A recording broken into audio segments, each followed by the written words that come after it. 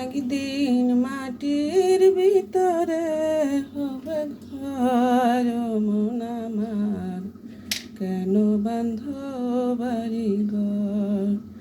একদিন মাটির ভিতরে হবে ঘর রে মন আমার, কেন বাঁধ বাড়ি ঘর।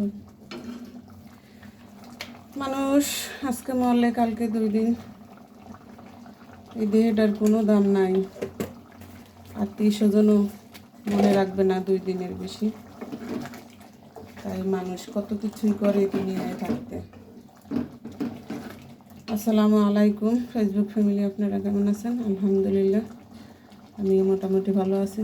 আমি 2 দিন অনেক অসুস্থ ছিলাম, তাই আল্লাহর রহমতে এখন একটু ভালোই আছি।